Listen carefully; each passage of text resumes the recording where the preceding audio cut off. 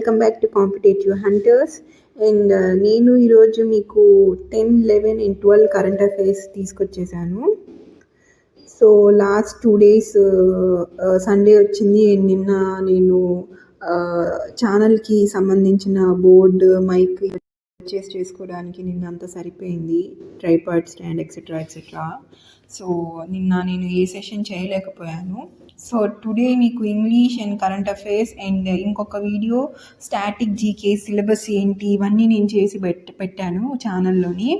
So please do watch, share, subscribe, like and మీ opinions ఏమున్నా సరే కమెంట్ చేయడం మాత్రం మర్చిపోవద్దు. It's very very valuable for మీ. మీ యొక్క ఫీడ్బ్యాక్, ఒపీనియన్ చెప్తూ ఉండండి. అండ్ నెక్స్ట్ ఇప్పుడు మనము కరెంట్ అఫైర్స్లోకి వచ్చేద్దాం. సో మన ఫస్ట్ న్యూస్ ఏంటి అని అంటే, Gujarat becomes first Indian state to implement semi conductor policy. Gujarat మన ఇండియాలోని ఫస్ట్ స్టేట్ అయింది సెమీ కండక్టర్ పాలసీని ఫాలో అవడానికి. సో ఈ సెమీ కండక్టర్ పాలసీ అంటే ఏంటి అని అంటే, ఇది ఏం లేదు, సెమీ కండక్టర్ యొక్క ప్రొడక్షన్ని వాళ్ళు ఇంక్రీజ్ చేయడానికి ఈ యొక్క స్కీమ్ అనేది తీసుకొచ్చారు. ప్రొడక్షన్ అనేది ఎవరైనా సరే ఎన్హాన్స్ చేయాలి, దాన్ని ఇంక్రీజ్ చేయాలి అని అనుకున్నప్పుడు ఆటోమేటిక్గా ఫస్ట్ థింగ్ ఏం జరుగుతుంది అంటే, ఆ యొక్క స్టేట్లో కానీ ఆ యొక్క కంట్రీలో కానీ ఆటోమేటిక్గా ఎంప్లాయ్మెంట్ అనేది పెరుగుతుంది, కన్స్ట్రక్షన్ అనేది జరుగుతుంది, అక్కడ ఇండస్ట్రీస్ పెట్టారు మ్యానుఫ్యాక్చరింగ్కి. సో ఇక్కడ అంతా ఏంటి అని అంటే, ఇలాంటివి కొత్త ఇండస్ట్రీస్ కానీ కొత్త పాలసీస్ ప్రొడక్షన్ మీద ఇలాంటివి ఏమైనా వచ్చినప్పుడు ఆటోమేటిక్గా ఫ్యాక్టరీస్ అనేది పెట్టాలి కదా. ఫ్యాక్టరీస్ పెట్టకుండా ప్రొడక్షన్ అనేది ఎలా జరుగుతుంది? సో ఇండస్ట్రీస్ పెట్టడం వల్ల ఎంప్లాయ్మెంట్ అనేది చాలా రేంజ్గా వస్తుంది. అండ్ టెక్నికల్ ఫీల్డ్లో ఉన్న వాళ్ళకి కూడా ఆపర్చునిటీస్ అనేది వస్తుంటుంది. ఆఫీసర్ క్యాడర్ వాళ్ళకి, ఇటు అలానే చిన్న పనులు చేసుకునే వాళ్ళకి అందరికీ ఎంప్లాయ్మెంట్ అనేది దొరుకుతూ ఉంటుంది. ఓకే, సో ఈ స్కీమ్ యొక్క హైలైట్స్ ఏంటి అనేది చూద్దాము. So 40% subsidy on capital expenditure. ఇప్పుడు వీళ్ళు ఇక్కడ సెమీ కండక్టర్ ప్రొడక్షన్ అనేది తీసుకురావాలి అని డిసైడ్ అయ్యారు. ఎవరు? గుజరాత్ గవర్నమెంట్ వాళ్ళు. ఇది లాంచ్ చేసింది ఎవరు? గుజరాత్ గవర్నమెంట్ యొక్క సీఎం లాంచ్ చేసింది ఇది, భూపేంద్ర పటేల్. సో అంటే ఇన్వెస్టర్స్ ఎవరైతే ఉంటారో, ఇప్పుడు మ్యానుఫ్యాక్చరర్స్ చేసేవాళ్ళు, మీకు ఫర్ ఎగ్జాంపుల్ రతన్ టాటా గారు, లేకపోతే ముఖేష్ అంబానీ గారు. సో రతన్ టాటా గారు లేట్ అయిపోయారు. సో ముఖేష్ అంబానీ గారు, ఇలాగా అదాని, ఇలాంటి బిజినెస్ పర్సన్స్ ఏంటి అని అంటే, వీళ్ళు ఇన్వెస్ట్మెంట్ అనేది పెట్టి ఇండస్ట్రీస్ని అన్ని బిల్డ్ చేసి వాళ్ళు అంత ప్రాసెస్ అని చేస్తూ ఉంటారు. సో ఇక్కడ ఈ గవర్నమెంట్ ఇలాంటి స్కీమ్స్ పెట్టడం వల్ల వాళ్ళు ఇన్వెస్టర్స్ అనేది అట్రాక్ట్ అవుతుంటారు. ఇప్పుడైనా ఏదైనా కొత్తవి కానీ, ఇప్పుడు చాలా మల్టిపుల్ ప్లాట్ఫామ్స్ కానీ మల్టిపుల్ యొక్క సోర్సెస్ ఉన్నప్పుడు వీళ్ళు మనం స్పెషల్గా మా దగ్గర అప్రోచ్ అవ్వాలి అనుకున్నప్పుడు ఆబ్వియస్గా ఆఫర్స్, సో సబ్సిడీస్ ఇలాంటివన్నీ, మీకు ఎగ్జాంపుల్ చెప్పాలి అని అంటే, ఇప్పుడు ఆన్లైన్ ప్లాట్ఫామ్స్ అనేది చాలా ఉన్నాయి, like Flipkart, Amazon, Meesho etcetera. So ఇవి ఏంటంటే పర్టికులర్గా వాళ్ళు ఆఫర్స్, ఇలాంటి sales, cash on delivery or with in 1 day 2 days delivery. So ఇలాంటి వాళ్ళు ఒక మల్టిపుల్ ఆప్షన్స్ అనేది పెట్టుకుంటుంటారు. ఎందుకు అని అంటే, కస్టమర్స్ని అట్రాక్ట్ చేయడానికి, వాళ్ళ యొక్క ప్లాట్ఫామ్ని చూస్ చేసుకోవడానికి. సో అలానే ఇక్కడ గుజరాత్ అనేది ఈ యొక్క పాలసీ పెట్టడం వల్ల, సో వీళ్ళు కూడా ఇలాంటి సర్టైన్ టైప్స్ ఆఫ్ ఆఫర్స్ అనేది లాంచ్ చేశారు. సో ఇవన్నీ చూసి అప్పుడు ఇన్వెస్టర్స్ గుజరాత్కి వెళ్ళి అక్కడ ఇన్వెస్ట్మెంట్ చేసి అక్కడ ఇండస్ట్రీస్, ఫ్యాక్టరీస్ ఇవన్నీ మ్యానుఫ్యాక్చర్ చేయడానికి ఇలాంటివన్నీ పెట్టారనమాట గుజరాత్ గవర్నమెంట్. సో మీకు ఇది క్లియర్గా అర్థం అవ్వడం కోసం నేను ఈ ఆన్లైన్ ప్లాట్ఫామ్స్ ఇవన్నీ ఎగ్జాంపుల్స్ అనేది చెప్పాను. సో ఇక్కడ చూద్దాము ఏమేమి పెట్టారు వీళ్ళు అని. 40% సబ్సిడీ ఆన్ క్యాపిటల్ ఎక్స్పెండిచర్స్. వాళ్ళు క్యాపిటల్ అంటే ఏంది? ఒక ఇండస్ట్రీకి కావాల్సిన వస్తువులన్నీ, లైక్ మిషనరీస్ కానివ్వండి, ఏవైనా లైట్స్, ఎక్విప్మెంట్స్, పెద్ద మిషనరీస్, ఎక్విప్మెంట్స్, ఇవన్నీ క్యాపిటల్ కిందకే వస్తుందన్నమాట. సో వాటి మీద 40% సబ్సిడీ అనేది డిక్లేర్ చేసింది ఈ స్కీమ్ కింద. ఏంది? గుజరాత్లో ఇలా ఏమైనా ఫ్యాక్టరీస్ ఓపెన్ చేయాలనుకుంటే, and 100% refund on stamp duty and registration fees. ఇప్పుడు ఏదన్నా పెట్టాలంటే ల్యాండ్ రిజిస్ట్రేషన్ కానివ్వండి, కొలాబరేషన్లో కానివ్వండి, స్టాంప్ డ్యూటీస్ ఇలా చాలా ఉంటుందన్నమాట. మనకు అవన్నీ అంతగా తెలియవు. ఎక్కువ బిజినెస్ ఫీల్డ్ ఇలాంటి ఫీల్డ్లో ఉన్న వాళ్ళకైతే ఒక ఐడియా ఉంటుంది. వాటి మీద కొన్ని ఛార్జెస్ అనేది పడుతూ ఉంటుంది ఇన్వెస్టర్స్ మీద. సో ఎంటర్‌ప్రెన్యూర్స్ మీద కానీ, ఇన్వెస్టర్స్ మీద కానీ. సో వీటి మీద అంటే ఫస్ట్ వాళ్ళు పెట్టుకుంటే మళ్ళీ అది అనేది రీఫండ్ ఆటోమేటిక్గా అయిపోతుంది అని చెప్పారు. సో నెక్స్ట్ ఇంకో హైలైట్ ఏంటి అంటే ₹2 per unit subsidy on electricity. Electricity మీద కూడా వీళ్ళు సబ్సిడీ అనేది ఇస్తున్నారు. అండ్ నెక్స్ట్ వాటర్ యూసేజ్ మీద ₹12 ఆన్ పర్ క్యూబిక్ మీటర్ మీద ₹12 అనే సబ్సిడీ కూడా ఇస్తున్నారు గుజరాత్ గవర్నమెంట్. సో ఇవన్నీ ఈ స్కీమ్ యొక్క హైలైట్స్ అనమాట. అండ్ నెక్స్ట్ ఇంకోటి ఏంటంటే దీనికి రిలేటెడ్ న్యూస్ ఇది కూడా. డొలెరా అనే ఏరియాలోని Tata electronics and Taiwan's power chip first ఇండియాలో first AI enabled semiconductor fabrication facility అనే ఇది తీసుకొస్తున్నారు వీళ్ళిద్దరు కొలాబరేట్ అయ్యి. So it's a very big thing. And next so ఈ స్కీమ్ని ఇంప్లిమెంట్ చేయడానికి దీన్ని ఫాలో అప్ చేసుకోవడానికి, ఇది సరిగ్గా ఇంప్లిమెంట్ అవుతుందా లేదా అని పాలసీ గురించి అన్నీ తెలుసుకోవడానికి ఈ గుజరాత్ స్టేట్ ఎలక్ట్రిక్ మిషన్ని కూడా ఇంకొకటి వీళ్ళు ఎస్టాబ్లిష్ చేశారు. So it's a very great thing. And next న్యూస్లోకి వెళ్ళిపోదాము. So next news, Harshavardhan Agarwal elected as FICCI president. Okay, Harshavardhan Agarwal ప్రెసిడెంట్గా ఫిక్కీ అంటే ఏంటి? Federation of Indian chambers of commerce and industry. ఇది ఒక బిజినెస్ రిలేటెడ్ ఆర్గనైజేషన్, ఇది ఫిక్కీ అని అంటాము. సో 21 నవంబర్ నుంచి ఛార్జ్ అనేది తీసుకుంటారు హర్షవర్ధన్ గారు. So he was also a senior vice president of FICCI. So ముందు ప్రెసిడెంట్గా ఎలక్ట్ చేయకముందు ఈయన సేమ్ ఆర్గనైజేషన్లోని సీనియర్ వైస్ ప్రెసిడెంట్గా వర్క్ చేస్తున్నారు. సో ఈ టాపిక్ యొక్క స్టాటిక్ న్యూస్ కూడా చూసుకుందాం మనం. ఈ న్యూస్ యొక్క ఫిక్కీ ఎప్పుడు ఎస్టాబ్లిష్ అయ్యింది అంటే 1927 ఎస్టాబ్లిష్ అయింది.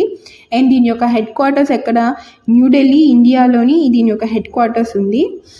నేను లాస్ట్ కరెంట్ అఫైర్స్ సెషన్లోని పోలో గేమ్ ఆడుతూ ఎవరు చనిపోయారు అని నేను ఒక క్వశ్చన్ అడిగాను. దాని యొక్క ఆన్సర్ చెప్తానని కూడా నేను మీకు చెప్పాను. పోలో ఆడుతూ చనిపోయింది కుతుబుద్దీన్ ఐబక్ కింగ్ అనమాట. పోలో గేమ్ ఏంటి అని అంటే ఏం లేదు, జస్ట్ హార్స్ మీద వాళ్ళు కూర్చుని హార్స్ రైడ్ చేస్తూ గేమ్ అనేది ఆడతారు. లైక్ ఇప్పుడు ఒక బ్యాట్స్ లాగా, స్టిక్స్ లాగా ఉంటుంది. వాటిని ఏంటంటే వాళ్ళు 2 టీమ్స్ ఉంటుంది, 4 ఈచ్గా. సో దాని మీద కూర్చుని వాళ్ళు దాంతో ఆడుతూ ఉంటారు, అంతే, ఇంకేం లేదు. హార్స్కి రిలేటెడ్ ఏమన్నా అని అనుకుంటుంటారు చాలామంది polo game. So polo game అంటే అదేం లేదు. సో ఈ గేమ్ ఆడుతూ కుతుబుద్దీన్ ఐబక్ కింగ్ చనిపోయాడు. సో ఇది అనేది పర్షియా, దీని యొక్క రూట్స్, ఈ గేమ్ అక్కడి నుంచి వచ్చింది. ఇది one of the oldest game అనమాట. ఈ క్వశ్చన్ నేను ఇందాక చెప్పినట్టు లాస్ట్ కరెంట్ అఫైర్స్ సెషన్లో అడిగాను. ఓకే, నేను ఇప్పుడు చెప్పేశాను ఆన్సర్. అండ్ నెక్స్ట్ టాపిక్లోకి వెళ్ళిపోదాము. So Kayakalp scheme. సో ఈ స్కీమ్ ఏంటి అంటే ministry of health and family welfares కింద వస్తుంది. ఈ స్కీమ్ రాజస్థాన్ గవర్నమెంట్ అనేది తీసుకురావడం జరిగింది. అండ్ 20 గవర్నమెంట్ కాలేజెస్ని పెయింట్ చేస్తారు. సో ఎందుకు ఇదంతా చేస్తున్నారు అని అంటే హైజీన్ని ఫాలో అవ్వడానికి, ప్లస్ స్టూడెంట్స్కి హెల్త్ ఇష్యూస్ లైక్ అన్హైజీన్ వల్ల హెల్త్ ఇష్యూస్ రాకూడదు, వాళ్ళు హైజీన్గా ఉండాలి అని చెప్పి ఈ స్కీమ్ అనేది తీసుకొచ్చారు, కాయకల్ప్ స్కీమ్. సో స్టేట్ స్కీమ్స్ కూడా ఇప్పుడు చాలా ఇంపార్టెంట్ అనమాట. అవి కూడా అడుగుతున్నారు, స్టేట్ స్కీమ్స్ ప్రతి ఎగ్జామ్స్లో, బ్యాంక్స్లో కానీ, ఎస్ఎస్సి ఎగ్జామ్స్లో కానీ. So next news, national education day is observed on November 11. November 11 education డేగా మనం అబ్జర్వ్ చేస్తాము. ఎందుకు అనంటే ఇలాంటి డేస్ ఏమైనా వచ్చినప్పుడు మనకి దాని యొక్క బ్యాక్గ్రౌండ్ ఏదో ఒకటి ఉంటుంది. ఇప్పుడు టీచర్స్ డే అనంటే సర్వేపల్లి రాధాకృష్ణ గారి బర్త్డేగా టీచర్స్ డేగా సెలబ్రేట్ చేసుకుంటాము. సో అలా ఏదో ఒకటి ఉంటుంది. ఆ పర్టికులర్ ఫీల్డ్కి ఫేమస్ పర్సన్ని కానీ, లేదంటే వాళ్ళ ఆ ఫీల్డ్లో కాంట్రిబ్యూషన్స్ చేసిన వాళ్ళు కానీ, సో ఇలా ఏదైనా ఉంటే వాళ్ళ యొక్క ఇంపార్టెంట్ డేస్ని కానీ, లేకపోతే ఏదో ఒక డేని వాళ్ళ యొక్క గుర్తింపుగా మనము ఆ పర్టికులర్ డేగా మనం అనౌన్స్ చేయడం అనేది జరుగుతూ ఉంటుంది. సో మౌలానా అబ్దుల్ కలాం ఆజాద్ గారి హానర్గా మనము November 11th national education day అనేది మనం అబ్జర్వ్ చేస్తాము. సో ఇది ఎందుకు ఈయన ఎందుకు స్పెషల్ పర్సన్ అయ్యారు ఎడ్యుకేషన్ డేకి అంటే, ఈయన ఫస్ట్ ఎడ్యుకేషన్ మినిస్టర్ మన గవర్నమెంట్, మన పార్లమెంట్ ఫామ్ అయినప్పుడు, ఇండిపెండెన్స్ వచ్చిన తర్వాత. సో నెక్స్ట్ దీని యొక్క స్టాటిక్ జీకే ఏంటి అని అంటే 86th. సో ఎడ్యుకేషన్ గురించి వచ్చింది కాబట్టి ఎడ్యుకేషన్ రిలేటెడ్ ఏమేమి స్కీమ్స్ ఉన్నాయి, ఆర్టికల్స్ ఇలా ఎక్సెట్రా వీటి గురించి డిస్కస్ చేద్దాము. ఇప్పుడు మనకందరికీ తెలుసు 6 to 14 years వాళ్ళకి రైట్ టు ఎడ్యుకేషన్ ఉంది. లైక్ వాళ్ళకి ఫ్రీ అండ్ కంపల్సరీగా ఎడ్యుకేట్ చేయాలి, లైక్ ఏం పనిలో పంపించకూడదు అని ఇలాంటివి ఉంది. సో ఇది వచ్చింది 86th అమెండ్మెంట్ యాక్ట్ ద్వారా. ఆర్టికల్ 21A ఇది ఇంప్లిమెంట్ చేశారు, యాడ్ చేశారు 21A. ఇలా సబ్ క్లాసెస్ ABC వచ్చినప్పుడు ఆల్రెడీ ఎగ్జిస్టింగ్ ఉన్న వాటిల్లోని ఇంకేదైనా యాడ్ చేసినప్పుడు ఇలాంటి వెనక తోకలు ABC ఇలాంటి వస్తుంటుంది. And next right to education ఇది వచ్చి 2019లో వచ్చింది. ప్రపోజల్ అనేది వచ్చింది.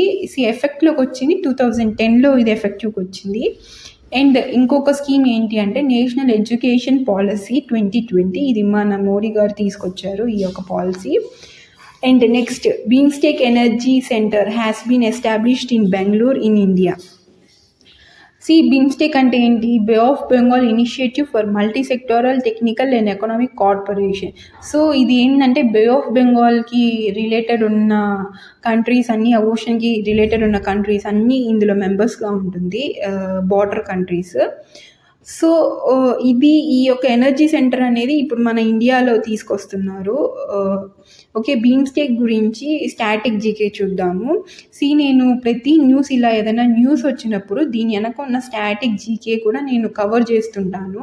సో ఎందుకు అని అంటే ఇది కూడా మీకు యూస్ఫుల్ అవుతుంది ఎగ్జామ్స్లోని. నేను ఆల్రెడీ ఒక సెషన్ చేశాను, ఛానల్లో కూడా అప్లోడ్ చేసి ఉన్నాను. లైక్ స్టాటిక్ జీకే మీద పోర్షన్ ఏంటి, ఏమేమి సిలబస్ ఏంటి, టాపిక్స్ ఏంటి అనేది నీట్గా డివైడ్ చేసి నేను మీకు ఎక్స్ప్లెయిన్ చేశాను. అండ్ అలానే ఇంపార్టెంట్ టాపిక్స్ ఏంటి అందులో. Important in the sense, important అంటే నాకేదో ఇంపార్టెంట్ అనిపించి నేను చెప్పింది కాదు. Important in the sense last 2 yearsలోని ఎస్ఎస్సి ఎగ్జామ్స్లోని ఏం అడిగారు, లైక్ ఎక్కువ రిపీటెడ్ అయిన క్వశ్చన్స్ ఏ టాపిక్స్ నుంచి వచ్చాయి, ఏ టాపిక్స్ నుంచి ఎక్కువ క్వశ్చన్స్ రిపీట్ అయ్యాయి. సో ఇవన్నీ అనాలిసిస్ చేసి నేను మీకు ఉన్న పోర్షన్లో ఏది ఎక్కువ ఇంపార్టెంట్ అన్నది నేను అక్కడ ఫిగర్ అవుట్ చేసి కూడా నేను చెప్పాను. సో ఆ వీడియో చూడకపోతే ఇప్పుడే వెళ్ళి ఆ వీడియో కూడా చూడండి, మీకు చాలా యూస్ఫుల్ అవుతుంది ఎస్ఎస్సి ఎగ్జామ్స్కి. అండ్ ఓకే, నెక్స్ట్ ఇప్పుడు ఈ వీడియోలోకి వచ్చేద్దాము. బ్యాంకాక్ డిక్లరేషన్స్, ఇటువంటి ఏమైనా ఆర్గనైజేషన్స్, వరల్డ్ ఆర్గనైజేషన్స్ రిలీజ్ అయ్యేటప్పుడు ఏదో ఒక సమ్మిట్లో కానీ, ఏదో ఒక మీటింగ్స్లో కానీ, ఇలాంటి వాటిల్లో ఇవనేది అనౌన్స్మెంట్ చేయడం జరుగుతుంది.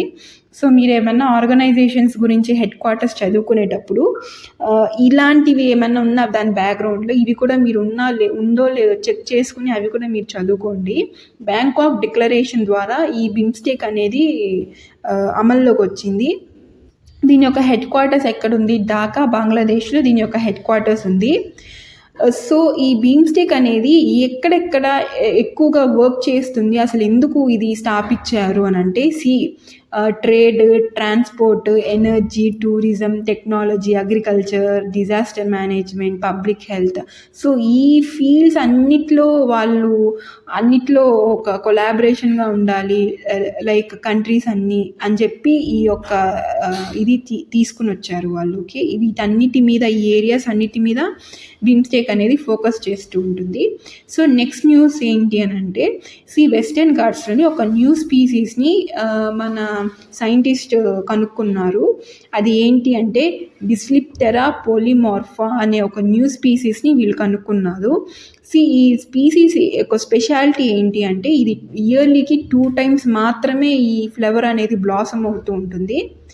అండ్ ఫస్ట్ ఫ్లవరింగ్ ఎప్పుడు జరుగుతుంది? November to April జరుగుతుంది. And second flowering May and జూన్లో జరుగుతుంది. ఓకే, సో ఇలాంటివి ఏమైనా కొత్తవి ఇలా ఫర్ ది ఫస్ట్ టైం జరుగుతుంది, లేదంటే ఫస్ట్ టైం ఏదైనా ఎస్టాబ్లిష్మెంట్ అయ్యింది, ఇలాంటివి ఏమైనా జరిగినప్పుడు ఆటోమేటిక్గా కరెంట్ అఫైర్స్లో ఇంపార్టెంట్ అయిపోతుంది మనకి. సో అది మనము చాలా కేర్ఫుల్గా చూసుకుని వెళ్ళాలి ఇలాంటివి ఏమైనా వచ్చినప్పుడు. అండ్ నెక్స్ట్ న్యూస్, అనీష్ సర్కార్ 3 years old boy makes history as young chess. 3 years ఒక బాబు చెస్లోని ఒక హిస్టరీ అనేది క్రియేట్ చేశాడు. 3 yearsలో అంత క్రియేట్ చేశాడు అంటే ఫస్ట్ వాళ్ళ పేరెంట్స్ని మనం మెచ్చుకోవాలి రియల్గా. మనం ఆ 3 yearsలోని నాకు ఐస్ క్రీమ్ కావాలి, బిస్కెట్ కావాలి అని మనము ఏడుస్తూ చేస్తూ ఉంటాము. బట్ అక్కడ ఆ అబ్బాయి మాత్రం, ఆ బాబు 3 yearsకి చెస్ ఆడి రికార్డ్ని బ్రేక్ చేశాడు. ఇంకా 3 yearsకి ఇంత చేస్తే ఇంకా పెద్ద అయ్యే కొద్దీ ఇంకెంత చేస్తాడో ఏమో తెలీదు. ఓకే, సో ఇది అనేది ఫిడి అనేది ఒక ఆర్గనైజేషన్ అనమాట. చెస్ యొక్క టోర్నమెంట్స్, ప్లేయర్స్ లిస్ట్ ఇవన్నీ చూసుకుంటూ ఉంటుంది. ఇంటర్నేషనల్ చెస్ ఫెడరేషన్ అనమాట. ప్రతి స్పోర్ట్కి ఇలాంటి ఒక హెడ్ ఆర్గనైజేషన్ అనేది ఏదో ఒకటి ఉంటుంది. ఎందుకు అని అంటే ఇదే వాటి యొక్క అప్డేట్స్ అన్ని చూసుకోవడానికి, వారి యొక్క రిక్రూట్మెంట్, వాళ్ళ యొక్క టోర్నమెంట్స్ కానీ మ్యాచెస్ కానీ కండక్ట్ చేసేదానికి, కోచ్ ఇవన్నీ ఉంటుంది కదా, ఇవన్నీ చూసుకోవడానికి అన్ని గవర్నమెంట్ కానీ, స్పెషల్గా స్పోర్ట్స్ మినిస్ట్రీ కానీ పర్టికులర్గా చూసుకోలేరు కాబట్టి చాలా స్పోర్ట్స్ ఉన్నాయి మన ఇండియాలోని. సో అందుకని ప్రతి స్పోర్ట్కి ఒక ఆర్గనైజేషన్ ఉంటుంది. ఆ స్పోర్ట్ యొక్క ఇన్ డీటెయిల్గా ఇవన్నీ ఫాలో అప్ చేసుకోవడానికి, గవర్న్ చేయడానికి. సో దీని యొక్క స్టాటిక్ జీకే ఏంటి అంటే, ఫిడి యొక్క హెడ్ క్వార్టర్స్ స్విట్జర్లాండ్లో ఉంది. అండ్ ఇప్పుడు చెస్ గురించి వినంగానే మనకి ఫస్ట్ గుర్తొచ్చేది ఎలో రేటింగ్స్ అంటుంటాము. మీకు దీని గురించి ఫస్ట్ ఐడియా ఉందో లేదో నాకు తెలియదు. బట్ ఎలో రేటింగ్స్ అనేది ఏంటి అంటే, చెస్ ప్లేయర్స్కి ఈ ఎలో రేటింగ్స్ అనేది చాలా ఇంపార్టెంట్. ఎందుకు అని అంటే ఈ ఎలో రేటింగ్స్ వల్లే వాళ్ళు ఒక్కొక్క స్టెప్ పైకి రావడం అనేది జరుగుతూ ఉంటుంది.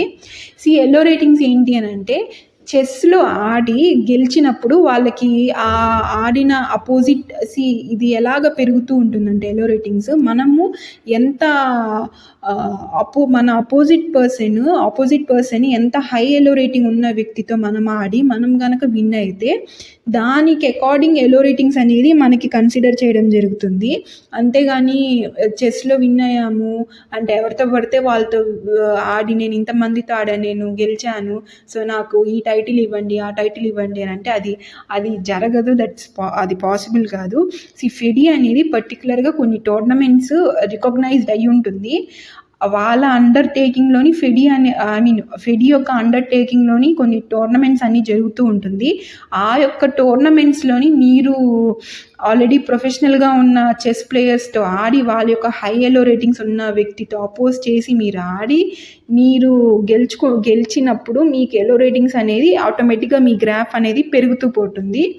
సో అలాగా మీరు సర్టైన్ టోర్నమెంట్స్ ఆడిన తర్వాత అప్పుడు మీ ఎలో రేటింగ్స్ పెరిగితే మీకు దాన్ని బట్టి టైటిల్స్ అనేది ఇస్తుంటారు. గ్రాండ్ మాస్టర్కి 2500+ ఎలో రేటింగ్స్ అనేది ఉండాలి. అండ్ సూపర్ గ్రాండ్ మాస్టర్కి 2700+ ఎలో రేటింగ్స్ అనేది ఉండాలి. Okay, and next world immunization day అనేది మనం November 10th మనం అబ్జర్వ్ చేస్తాము. సీ నా ఇమ్యునైజేషన్ డే అంటే ఏంటి? ఏం లేదు. వ్యాక్సిన్స్ ఇవ్వడము. హెల్త్ కాన్షియస్ తీసుకొని ఇప్పుడు వ్యాక్సిన్స్ వల్ల ఆబ్వియస్‌గా ఇన్ఫెక్షియస్ డిసీజెస్‌ని మనం క్యూర్ చేయడానికి, ప్రివెంట్ చేయడానికి వ్యాక్సిన్స్ అనేది యూజ్ చేస్తూ ఉంటాము. సో, ఇది పబ్లిక్‌లోని దీని యొక్క అవేర్‌నెస్ జరగాలి. దీని యొక్క ఇలా వ్యాక్సిన్స్ ఏసుకోవడం వల్ల దేనికి క్యూర్ ఉంటుంది, ఏదేది ప్రివెంట్ చేయొచ్చు, దాని యొక్క ఇప్పుడు ఏసుకోకపోతే దాని యొక్క ఎఫెక్ట్స్ ఎలా ఉంటుంది అన్నది ఇవన్నీ ఏందంటే పబ్లిక్‌కి ఒక అవేర్‌నెస్ లాగా పెట్టడానికి పర్టిక్యులర్‌గా ఇటువంటి డేస్ అనేది పెడుతుంటారు. సో, ఇది వరల్డ్ పరంగా జరిగే ఇమ్యునైజేషన్ డే. ఇది మన నేషనల్ ఒక్కటే కాదు, world immunization day. Okay. So, ఇప్పుడు హెల్త్ గురించి వచ్చింది కాబట్టి మనం హెల్త్ రిలేటెడ్ స్కీమ్స్ ఏమున్నాయి మన ఇండియాలో అనేది చూద్దాము. స్కీమ్స్ కానీ, పాలసీస్ కానీ. Universal immunization programme and next mission Indradhanush. Mission Indradhanush మీద ఆల్రెడీ ఎస్ఎస్సిలో కొన్ని షిఫ్ట్స్లో అడిగారు దీని మీద క్వశ్చన్స్. దీనివల్ల ఎవరు బెనిఫిషియరీస్ అవుతారు, ఇది దేనికి సంబంధించి అన్న ఈ టైప్లో క్వశ్చన్స్ అనేది అడిగారు. And next national rural health mission, ఇది కూడా హెల్త్ యొక్క స్కీమే. And next child survival and safe motherhood programme. And ఇది కూడా one of the vaccine and health scheme అనమాట ఇది. అండ్ నెక్స్ట్ కరెంట్ అఫైర్స్లోకి వచ్చేద్దాము. నెక్స్ట్ న్యూస్ ఏంటి? బెంగళూరులోని ఒక డిజిటల్ పాపులేషన్ క్లాక్ని వాళ్ళు క్రియేట్ చేయడం జరిగింది. డిజిటల్ పాపులేషన్ క్లాక్ అంటే ఏంటి అంటే పాపులేషన్ అందరూ అక్కడ కనిపిస్తారా క్లాక్లోని? కాదు. డిజిటల్ పాపులేషన్ క్లాక్ అంటే బెంగళూరులోని ఎంత పాపులేషన్ ఉంది, ఎంత పెరుగుతూ పోతుంది. న్యూ బర్త్స్ ఏదైనా జరిగినప్పుడు ఆ బర్త్ యొక్క కౌంట్ కూడా ఆ క్లాక్లోని అప్డేట్ అనేది జరిగిపోతూ ఉంటుంది ఆటోమేటిక్గా. ఇది ఎలా జరుగుతుంది ఆటోమేటిక్గా? ఎలా తెలుస్తుంది? ఎక్కడో ఎవరో హాస్పిటల్లోనో ఇంట్లోనో పుడితే ఈ క్లాక్కి ఎలా తెలుస్తుంది, ఎలా అప్డేట్ అయిపోతుంది అని అంటే ఈ డౌట్ అనేది అందరికి వచ్చే ఉంటుంది. ఎలా అవుతుంది అంటే దీనికి శాటిలైట్ ఉందన్నమాట. ఇదంతా ఆ పర్టికులర్ జీపీఎస్ ఆ పర్టికులర్ ఏరియాలోని బెంగళూరులోని కవర్ చేయడానికి న్యూ బర్త్స్ ఏదైనా జరిగినప్పుడు ఆ శాటిలైట్కి సెన్సార్ ద్వారా వెళ్తుంది. అది సెన్స్ చేసి దాని నుంచి ఇంకా నెక్స్ట్ ఈ క్లాక్కి డైరెక్ట్ కనెక్షన్ అనేది ఉంది. అక్కడి నుంచి ఇక్కడికి డేటా అనేది ట్రాన్స్ఫర్ అవుతుంది కాబట్టి ఇది యాక్యురేట్గా ప్రిసైజ్గా మీకు డేటాని చూపిస్తుంది. ఏంటి? ఈ డిజిటల్ పాపులేషన్ క్లాక్ అనమాట. ఇది పాపులేషన్ క్లాక్ అంటే మీరు ఏదో ఎక్స్పెక్ట్ చేయద్దు ఎలాగో ఉంటుంది అని. నేను మీకు విజువలైజ్ చేసుకోవడానికి వీలుగా నేను ఒక ఎగ్జాంపుల్ చెప్తాను. రైల్వే స్టేషన్స్ అందరూ వెళ్ళే ఉంటారుగా, రైల్వే స్టేషన్స్లో క్లాక్ ఉంటుంది. అది ఏంటి? బ్లాక్ ఒక రెక్టాంగిల్ షేప్ బాక్స్లా ఉంటుంది, బ్లాక్ బ్యాక్గ్రౌండ్ ఉంటుంది అండ్ రెడ్ కలర్ నెంబర్స్ మీకు కనిపిస్తుంటుంది పెద్ద పెద్దగా. అదేవిధంగా ఈ పాపులేషన్ క్లాక్ కూడా పెద్దగా ఉంటుంది, సేమ్ అలానే ఉంటుంది, రెడ్ కలర్ నెంబర్స్ అనేవి ఉంటుంది. అది ఇంకా అలా ఉంటుందన్నమాట క్లాక్. బట్ అది టైంని ఇండికేట్ చేయదు, అక్కడ బెంగళూరులో ఉన్న పాపులేషన్ని ఇండికేట్ చేస్తుంది. ఇది ఎక్కడ అనేది జరుగుతుంది అంటే ఐఎస్ఈసి అంటే institute for social and economic change. November 8th, 2024లో ఇది అనేది జరిగింది. దీని ఎవరు కొలాబరేషన్ మీద ఇది అనేది సక్సెస్ఫుల్గా జరుగుతుంది అని అంటే ఐఎస్ఈసి అండ్ హెల్త్ మినిస్ట్రీ యొక్క ఆధ్వర్యంలో ఇది అనేది జరుగుతుంది. ఇదంతా చేయడానికి మెయిన్ రీజన్ ఏంటి అని అంటే పబ్లిక్లోని ఎంత పాపులేషన్ ఉంది, మనం ఎంత పెంచుకుంటూ పోతున్నాం పాపులేషన్ను, దానివల్ల ఎఫెక్ట్స్ ఏముంటుంది అన్నది. అంటే వాళ్ళ కౌంట్ తెలిస్తే ఆటోమేటిక్గా ఎడ్యుకేటెడ్ వాళ్ళంటే అమ్మో ఇంత పాపులేషన్ ఉందా. ఆటోమేటిక్గా ఎడ్యుకేటెడ్ వాళ్ళు ఏమి అనిపిస్తుంది, పాపులేషన్ పెరగడం వల్ల ఆటోమేటిక్గా కన్జంప్షన్ అనేది ఎక్కువ ఉంటుంది ఫుడ్ పరంగా కానీ, లైక్ ఇప్పుడు రిసోర్సెస్ పరంగా కానివ్వండి, లైక్ వాటర్ కానీ, ల్యాండ్ కానీ, హౌసెస్ కానీ. పాపులేషన్ పెరుగుతున్నప్పుడు ఆటోమేటిక్గా ఇవన్నీ పెరిగిపోతూ ఉంటుంది. ఇవన్నీ పెరుగుతున్నప్పుడు ఏమవుతుంది? ఇప్పుడు మనుషులు పెరిగారు కదా అని చెప్పి కొత్త కొత్త ప్లేసెస్, కొత్త కొత్త ల్యాండ్స్, భూములు అనేది పుట్టుకుని రావు కదా, పాపులేషన్ ఎక్కువ అవుతుందని. ఉన్న ఏరియాస్లోనే ఉన్న జియోగ్రాఫికల్ సిచ్యువేషన్స్లోనే మనం సర్వైవ్ అవ్వాలి. మనము పెరిగాం కదా అని చెప్పి అవి కూడా పెరుగుతూ పోవు కదా. సో ఆటోమేటిక్గా ఏమవుతుంది, పాపులేషన్ పెరిగితే ఈ సోర్సెస్కి అనేది డిమాండ్ వస్తూ ఉంటుంది. ఓకే, పాతకాలంలో కూడా మనం అబ్జర్వ్ చేస్తే రాజులు కానివ్వండి, వీళ్ళు భూదానాలు చేసేవాళ్ళు అనమాట ఎక్కువగా. బ్రాహ్మిన్స్కి కానివ్వండి, ఇంకెవరైనా వీళ్ళని ఇంప్రెస్ చేస్తే, లేకపోతే వీళ్ళెవరి వల్ల అయినా హ్యాపీగా ఫీల్ అయితే ఇలాగ భూదానాలు ఎక్కువగా చేసేవారు అప్పట్లో రాజులు. ఎందుకు అంటే అప్పట్లో పాపులేషన్ అనేది అలానే ఉండింది, దాని తగ్గట్టుగానే ల్యాండ్స్ దాని యొక్క ప్రైస్ కానీ అంటే అంత ఎక్కువగా ఉండేవన్నమాట రాజుల దగ్గర కూడా. సో ఇప్పుడు ఏముంది, ఇప్పుడు పాపులేషన్ పెరుగుతూ పోయేసరికి ఈ యొక్క ల్యాండ్ యొక్క ఏరియా కూడా అంత తగ్గుతూ పోతుంది. అందుకే ఇప్పుడు మనం ఏదైనా కొని మనము హౌస్ కన్స్ట్రక్ట్ చేయాలన్నా అంతే మనీ కూడా అవుతుంది. ఎందుకు అంటే పాపులేషన్ వల్లే. సో ఇవన్నీ దీని యొక్క ఎఫెక్ట్స్ అనమాట. సో ఇవన్నీ ఎడ్యుకేటెడ్ వాళ్ళకైతే ఆటోమేటిక్గా ఎవరు ఎక్స్ప్లెయిన్ చేయాల్సిన అవసరం లేదు, ఆటోమేటిక్గా వాళ్ళకే ఒక ఐడియా అనేది వచ్చేస్తుంది. ఓకే, ఇంత పాపులేషన్ ఉంది బెంగళూరులోని, సో నెక్స్ట్ మన ఫ్యూచర్ జనరేషన్ ఏంటి. ఇప్పుడు పాపులేషన్ పెరగడం వల్ల ఆటోమేటిక్గా రిసోర్సెస్ కానీ ఫుడ్ కానీ ఏదైనా సరే సరిపోవు వాళ్ళకి. సో సరిపోనప్పుడు ఏం జరుగుతుంటుంది, సో సరిపోనప్పుడే మీకు ఏంటి, తినేవాళ్ళు కానీ ఐటమ్స్ రిక్వైర్మెంట్ ఉన్న వాళ్ళు ఎక్కువ అయిపోయినప్పుడు, అవి ఇచ్చే ఐటమ్స్ తక్కువ అయిపోయినప్పుడు ఆటోమేటిక్గా కల్తీ అనేది జరిగిపోతుంది. సో ఇప్పుడు నవేడేస్ మీరు మనం కన్జ్యూమ్ చేస్తున్న ప్రతి ఫుడ్ అంత క్వాలిటీగా వస్తుంది అని మనం ఏం 100% ష్యూర్గా చెప్పలేము. అన్నిట్లో కల్తీ అనేది జరుగుతూనే ఉంటుంది. ఓకే, సో పాపులేషన్ అవేర్నెస్ అంటే ఇంత పాపులేషన్ పెరుగుతుంది, ఎంత కౌంట్ పెరుగుతుంది అని అక్కడ పీపుల్కి తెలియడం కోసం, ఆల్ ఓవర్ ఇండియాకి కూడా తెలియడం కోసం ఇటువంటి క్లాక్స్ అనేది ఇన్స్టాల్ చేశారు బెంగళూరులోని. చూద్దాం, మేబీ ప్రతి స్టేట్లో అండ్ ప్రతి స్టేట్ యొక్క క్యాపిటల్స్లో ఇలాంటి పాపులేషన్ క్లాక్ అనేది ఇన్స్టాల్ చేయొచ్చు, చెప్పలేము. ఓకే, సో ఇక్కడ మన స్టేట్లో ఇన్స్టాల్ చేస్తే ఎంతమంది పాపులేషన్ పర్ డే ఎంత పెరుగుతుందో మనం చూడొచ్చు చక్కగా కూర్చుని ఇక్కడే ఆన్లైన్లోని న్యూస్లో. అండ్ నెక్స్ట్ కరెంట్ అఫైర్స్లోకి వెళ్ళిపోదాము. India Australia joint military exercise. ఈ మిలిటరీ ఎక్సర్సైజెస్ ఎందుకు కండక్ట్ చేస్తారు అని నేను ఆల్రెడీ మీకు ప్రీవియస్ కరెంట్ అఫైర్స్ సెషన్స్లో చెప్పున్నాను. ఇట్స్ ఓకే, నేను మళ్ళీ చెప్తాను. ఎవరైనా కొత్త వాళ్ళు ఎవరైనా చూస్తున్నా, లేకపోతే ఆల్రెడీ విన్న వాళ్ళకి ఇది ఒక రివిజన్ కూడా అవుతూ ఉంటుంది.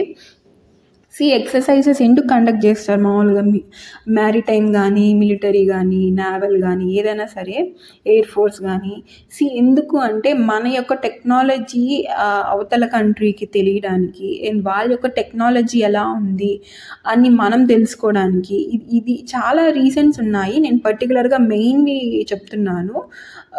అండ్ ఇప్పుడు మనకి ఏదైనా విపత్తు వచ్చి పడింది, ఏదైనా వార్, ఇంటర్నల్ రెబెలియన్ కానీ ఎక్స్టర్నల్ రెబెలియన్ కానీ, ఏదైనా వార్ వచ్చి పడింది, మనకి ఉన్న ఎక్విప్మెంట్, మనకున్న వెపన్స్, మిషనరీస్ సరిపోవట్లేదు, మనకి ఇంకా కావాల్సి వచ్చింది. సో ఇలాంటి టైంలో మనం అప్పటికప్పుడు వెళ్ళి మ్యానుఫ్యాక్చరింగ్ చేసుకోలేము కదా. ఆబ్వియస్గా మనకి ఎంత కావాలో దానికన్నా కొంచెం ఎక్కువే అన్నీ సేఫ్ సైడ్గా పెట్టుంటారు.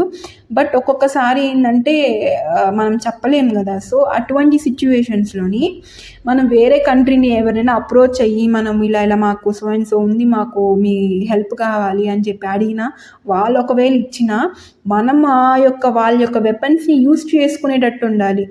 ఇప్పుడు మనకి ల్యాప్టాప్స్, మొబైల్స్లోనే మీకు కంపెనీ మారే కొద్దీ మీకు అన్నీ దాని యొక్క ఫీచర్స్ అన్నీ మారిపోతూ ఉంటుంది. సో అలానే ఇప్పుడు ఒక కంట్రీ నుంచి, ఒక కంట్రీ చేసే మ్యానుఫ్యాక్చరింగ్, వెపన్స్ యొక్క మ్యానుఫ్యాక్చరింగ్, వేరే కంట్రీ యొక్క చేసే మ్యానుఫ్యాక్చరింగ్ ఆబ్వియస్గా చాలా డిఫరెన్స్ ఉంటుంది. ఓకే, సో వాళ్ళ యొక్క వర్కింగ్ ఎలా ఉంది, ఫంక్షనాలిటీ వాళ్ళ వెపన్స్లో ఎలా ఉంది అన్నది మనకు అప్పుడు ఐడియా ఉండదు. సో అలాంటి టైంలో మనము ఎలాగా వార్ టైంలో మనం అక్కడికి వెళ్ళి వాళ్ళ దగ్గర ట్రైన్ తీసుకుని వచ్చి వాళ్ళని అడిగి మనము అన్నీ నేర్చుకుని రాలేము కదా. మన సోల్జర్స్ అంత టైం ఉండదు వార్ టైంలో. సో ఇటువంటి సర్కమ్స్టాన్సెస్ అన్నిటినీ ఓవర్కమ్ చేయడానికి ఇటువంటి ఎక్సర్సైజెస్ని అన్నీ వాళ్ళు తీసుకురావడం జరిగింది. అండ్ అలానే ఏంటి అంటే దీని ద్వారా ఏంటంటే మన యొక్క ఇండియా అంటే ఎవరి కంట్రీస్ వాళ్ళ యొక్క హెరిటేజ్ని, వాళ్ళ యొక్క డెవలప్డ్ టెక్నాలజీని వేరే కంట్రీస్కి షో చేయడానికి కూడా ఉంటుంది. షో అంటే బిల్డప్ అన్న సెన్స్లో నేను చెప్పట్లేదు, లైక్ ప్రదర్శించడానికి కూడా వీలుగా ఉంటుంది ఇటువంటి మిలిటరీ ఎక్సర్సైజెస్ వల్ల. సో ఇవి అనేది 2 కంట్రీస్ మధ్య ఉండొచ్చు, మోర్ దాన్ 2 కంట్రీస్ మధ్య ఉండొచ్చు, మనం చెప్పలేము.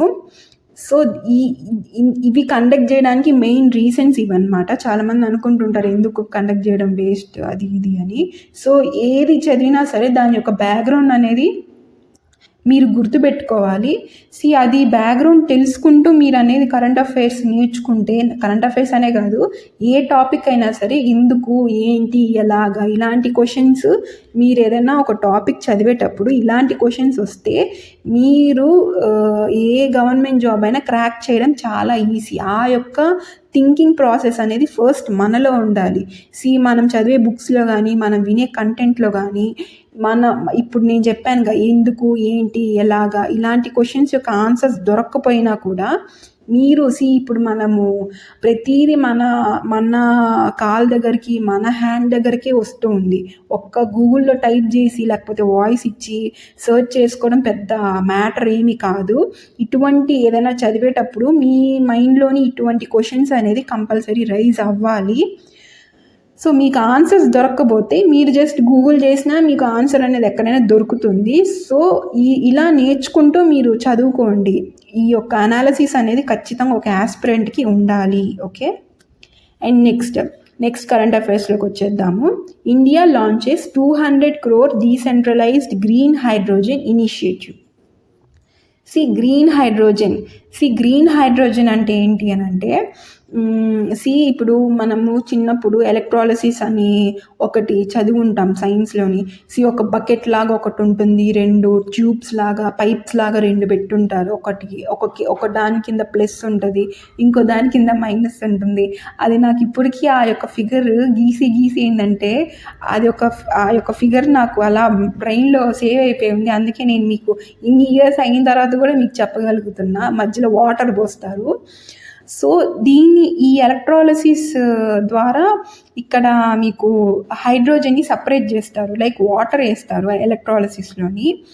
సో స్ప్లిట్ చేసి ఆ వాటర్లో నుంచి హైడ్రోజన్ని తీస్తారు. సో ఈ ప్రాసెస్ని ఎలక్ట్రాలసిస్ అంటారు. సో ఈ ప్రాసెస్ నుంచి వచ్చే దాన్ని గ్రీన్ హైడ్రోజన్ అంటారు. అంటే ఎటువంటి కెమికల్స్ కానీ ఎటువంటి ఏమి యూస్ చేయకుండా ఇది నేచురల్గా వచ్చిందనమాట. లైక్ రెన్యూవబుల్ ఎనర్జీ అని కూడా అనొచ్చు మనము ఆ యొక్క ప్రాసెస్ని. సో దాన్ని గ్రీన్ హైడ్రోజన్ అని అంటుంటాము. సో ఈ గ్రీన్ హైడ్రోజన్ని దీని యొక్క హైడ్రోజన్ ఎక్స్ట్రాక్షన్ చేయడానికి ఈ యొక్క ఇనిషియేటివ్ అనేది ఇండియాలో లాంచ్ అవుతుంది. సో ఎంత బడ్జెట్ అంటే 200 crores బడ్జెట్ మీద ఇది అనేది లాంచ్ అవుతుంది. So innovative methods for residential and commercial applications. So green hydrogen ఉత్తి ఎలక్ట్రాలసిస్ మెథడ్తోనే కాదు, ఇంకా కొత్త మెథడ్స్ కొత్త టెక్నాలజీ ద్వారా కూడా గ్రీన్ హైడ్రోజన్ని మనము ఎక్స్ట్రాక్ట్ చేయొచ్చు. సో దీని మీద ఈ ఇనిషియేటివ్ అనేది రన్ అవుతూ ఉంటుంది. ఓకే, ఇక్కడ ఉంది కదా, hydrogen extraction is done by using floating solar. So floating solar అంటే ఏమి లేదు. ఇప్పుడు సోలార్ ప్యానెల్స్ ఉంటాయి కదా. సో సోలార్ ప్యానెల్స్ అనేది ఇంటి పైనో లేదంటే ల్యాండ్ పైనో, పెద్ద ఎక్కువ ల్యాండ్ ఉంటే ఎక్కువ హీట్ ఉన్న ప్లేసెస్లో ల్యాండ్ పైన పెడుతుంటాము. సో ల్యాండ్ పైన పెట్టకుండా, ల్యాండ్ యొక్క స్పేస్ని ఆక్యుపై చేయకుండా వాటర్ ఉన్న కంటెంట్స్లోని వాటర్ ఫ్లోటింగ్ జరిగే ఏరియాస్లో ఈ సోలార్ అనేవి ఇన్స్టాల్ చేస్తుంటారు. సో దాన్ని ఫ్లోటింగ్ సోలార్ అని అంటుంటాము. Okay, and biomass utilisation. Biomass అంటే మీకు అందరికీ తెలిసిందే.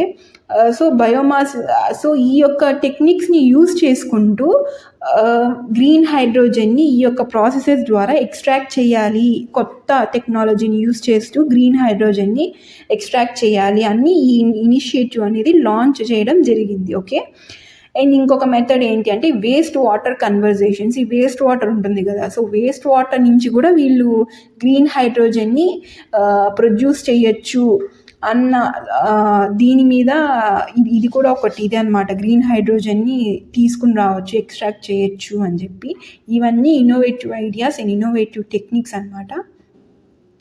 సో ఈ గ్రీన్ హైడ్రోజన్ అనేది మనకి కమర్షియల్గా యూస్ చేసుకోవచ్చు, లైక్ బిజినెస్ పరంగా కానీ ఇంకేదన్నా మ్యానుఫ్యాక్చరింగ్లో లేదంటే ఇంకేదన్నా ఇండస్ట్రీస్లో ఇలాగా యూస్ చేసుకోవచ్చు. అండ్ రెసిడెన్షియల్గా కూడా మనము యూస్ చేసుకోవచ్చు ఈ యొక్క గ్రీన్ హైడ్రోజన్ని, లైక్ హోమ్ అప్లికేషన్స్ కోసం కూడా మనము యూస్ చేసుకోవచ్చు.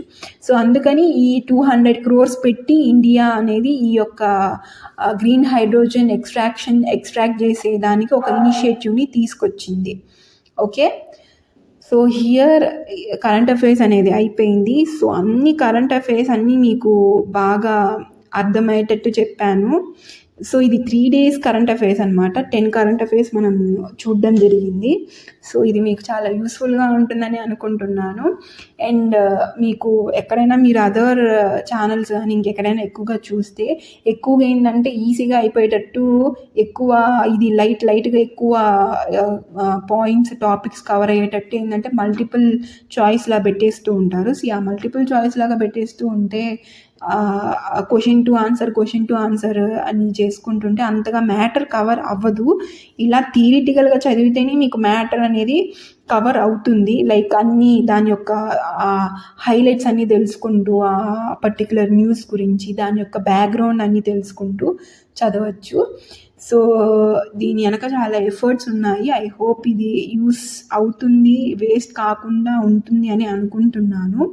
So please show your love, subscribe, share, like. And మీకు ఎటువంటి ఒపీనియన్స్ ఉన్నా, మీ ఎటువంటి ఫీడ్బ్యాక్ ఉన్నా don't hesitate to comment. Okay, show your love in the comment section. And bye guys, see you in the next session. I hope you all are doing well, and bye, we'll see you in the next session.